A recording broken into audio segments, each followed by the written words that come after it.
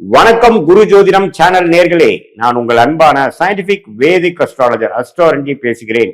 நல்லது நினைப்போம், நல்லதே நடக்கும். இந்த வீடியோவில் நம்ம என்ன பார்க்க போறோம்னா, டிசம்பர் மாதம் 2025 இந்த ஆண்டின் கடைசி மாதம் எத்தகைய ஒரு மாதமாக மீனராசிக்காரர்களுக்கு இருக்க போகிறதுன்னு பார்க்க போறோம்.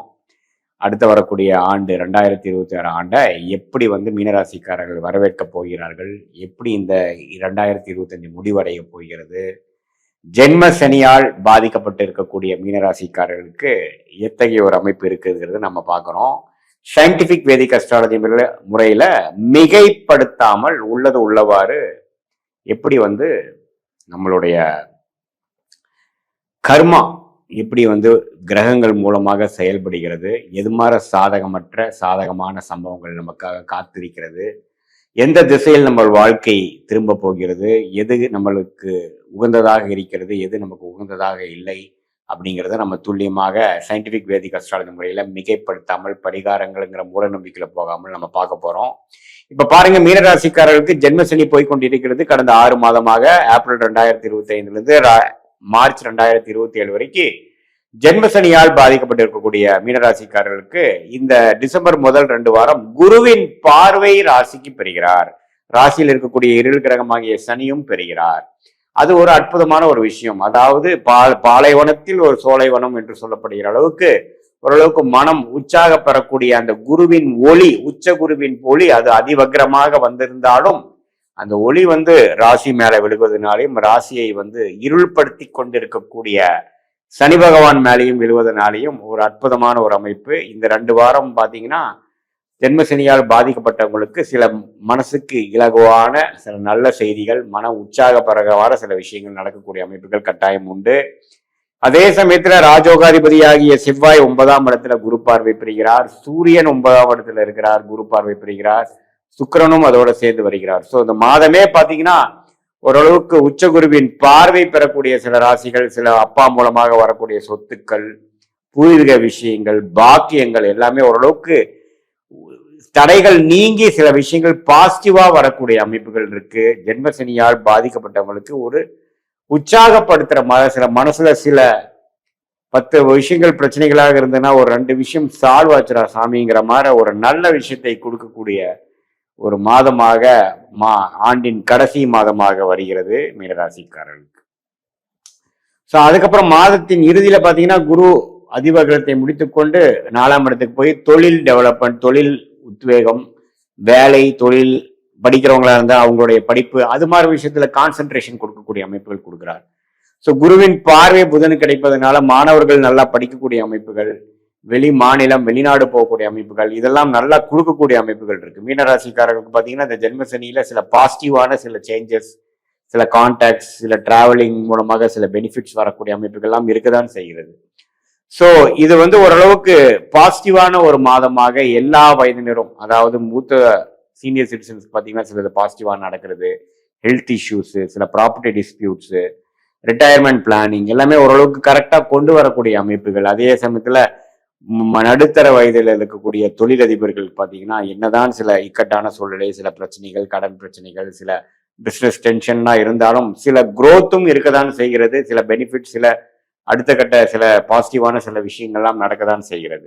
ஸோ இத்தகைய ஒரு மிக்சடான ஒரு அமைப்பை நிறைந்ததான ஒரு அமைப்பான ஒரு மாதமாக இந்த மீனராசிக்காரர்களுக்கு டிசம்பர் மாதம் 2025 இருக்கு. இதுல ரியல் எஸ்டேட் துறையில, அரசியல் அது மாதிரி விஷயத்துல இருக்கிறவங்க, மெடிக்கல் துறையில் இருக்கிறவங்க, மீடியா துறையில இருக்கிறவங்களுக்கெல்லாம் கொஞ்சம் பாசிட்டிவான சில ரெகக்னிஷன் கிடைக்கக்கூடிய அமைப்புகள் உண்டு.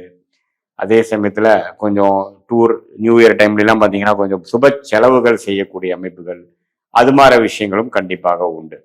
ஸோ எல்லாம் கூட்டி கழிச்சு பார்க்கும் பொழுது என்னதான் ஜென்மசனியால் பாதிக்கப்பட்ட மீனராசிக்காரர்களாக இருந்தாலும் இந்த கிரகத்தின் சஞ்சாரம் ராகு 12ஆம் இடத்திலும், கேது 6ஆம் இடத்திலும், குரு 4ஆம் இடத்திலும், சனி ராசியிலும் இருந்து சில விஷயங்கள் இந்த அதிசார பயிற்சியான குரு மூலம் சில பெனிஃபிட்ஸ் பெறக்கூடிய அமைப்புகள் மீனராசிக்காரர்களுக்கு மனம் இலகு ஆகுதல், சில பிரச்சனைகளிலிருந்து மீண்டு வருவதல், மனம் இருள் அடைந்த மனம் கொஞ்சம் தைரியம் பெறுவதல், சில கான்ஃபிடன்ஸ் பெறுவது, சில கிளாரிட்டி பெறுவது, இது மாதிரி சில அற்புதமான சில விஷயங்கள் கொடுத்து இந்த ஜென்மசனியின் காலத்திலும் சில உத்வேகமும் சில கிளாரிட்டியும் கிடைத்து அது மூலமாக சில விஷயங்களை நமக்கு சாதகமாக முடித்து கொள்ளக்கூடிய அமைப்புகளாக இந்த குருவின் பயிற்சி, குருவின் அதிவகர ஒரு சில காலகட்டங்களாக இருந்தாலும் அதுவுமே சில பெனிஃபிட்ஸ் கொடுக்கக்கூடிய அமைப்புகள் கட்டாயம் உண்டு.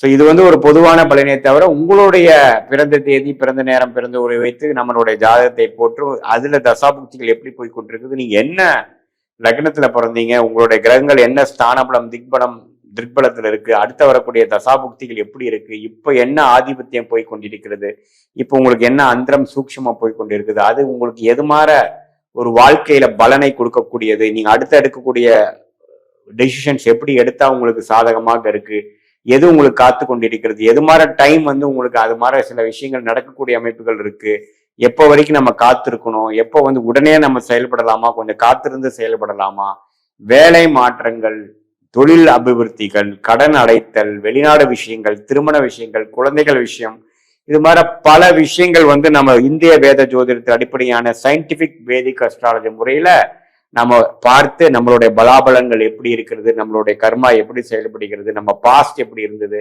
அடுத்த வரக்கூடிய ஃபியூச்சர் எப்படி இருக்கும், இமிடியட் ஃபியூச்சர் எப்படி, லாங் டேர்ம் ஃபியூச்சர் எப்படிங்கிறதெல்லாம் நம்ம ஓரளவுக்கு ஒருங்கிணைத்து பார்த்து அது மூலமாக நமக்கு வரக்கூடிய அந்த கிளாரிட்டி மூலமாக நம்ம எடுக்கக்கூடிய முயற்சிகள், அதுக்கு தகுந்த மாதிரி திட்டங்களை தீட்டி எந்த நேரத்தில் எதை செயல்படுத்தலாம், நமக்கு எந்த மாதிரி பிராப்தங்கள் காத்து கொண்டே இருக்கிறது, எந்த துறை நமக்கு நிகரான நல்ல ஒரு அமைப்பை கொடுக்குது, எது மாதிரி விஷயங்கள் நமக்கு சரியா வரலை அப்படிங்கிறதெல்லாம் தெரிந்து நம்ம செயல்பட வேண்டும். இதுல எல்லா வயதினரும், மாணவர்களாக இருந்தாலும் சரி, இளைய வயதினராக இருந்தாலும் சரி, நடுத்தர வயதினராக இருந்தாலும் சரி, இல்லத்தரசிகளாக இருந்தாலும் சரி, மூத்த மகன் பெரியவங்களா இருந்தாலும் சரி, அவங்கவுங்களோட வாழ்க்கையில நடக்கக்கூடிய ஹெல்த் இஷ்யூஸ், வேலை வாய்ப்பு, பண விஷயங்கள், கடன் விஷயங்கள், உடல் உபாதைகள், ரிலேஷன்ஷிப் இஷ்யூஸ், இது எல்லாமே எப்போ எந்த மாதிரி டைம்ல சரியாகுங்கிறது தெரியும் பொழுது நம்ம தேவையற்ற ஃப்ரஸ்ட்ரேஷன், மன சஞ்சலம் பெறாமல் எந்த நேரத்தில் எது செய்யணுங்கிறது தெரிந்து